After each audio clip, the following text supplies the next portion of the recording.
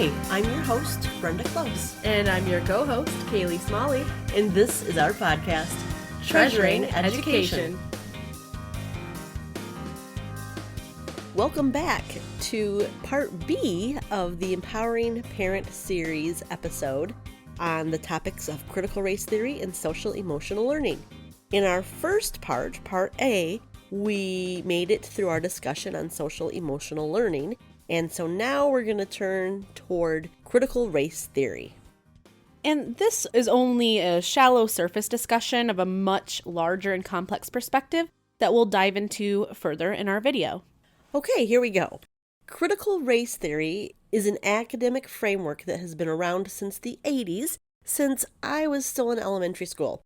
During its infancy, it was generally just taught as a theory to college-level students as a point of discussion.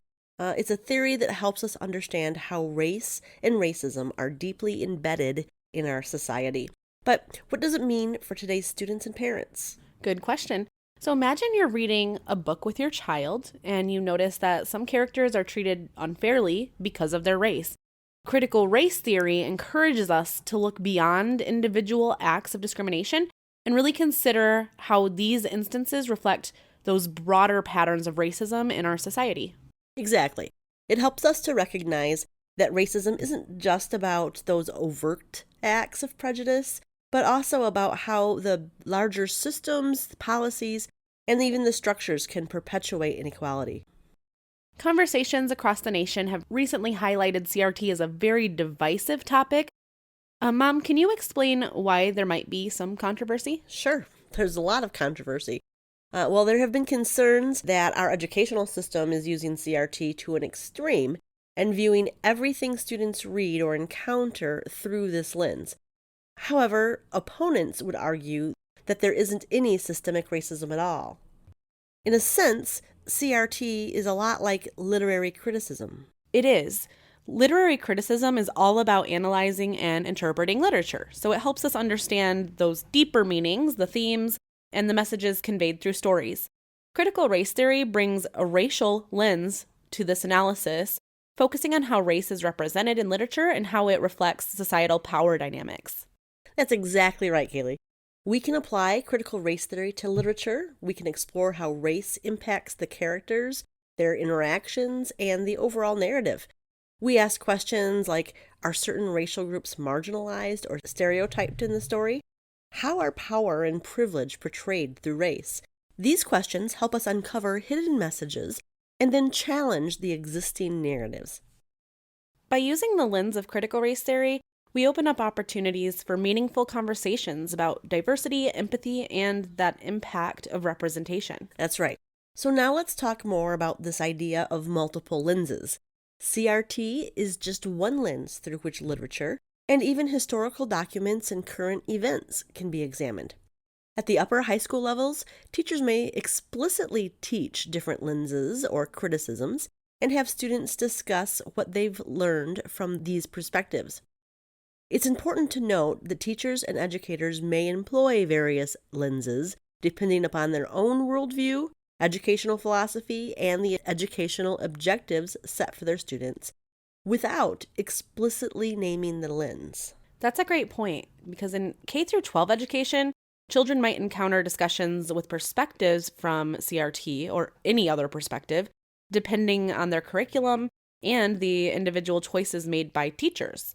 So while CRT might not be explicitly included in a district's policies, teachers have that flexibility to bring different perspectives into the classroom. Absolutely. Teachers lead the discussions around literature and history. They have the opportunity and the responsibility to engage students in critical thinking. Any number of lenses can be used to highlight different perspectives, which help students develop a broader understanding of these complex issues.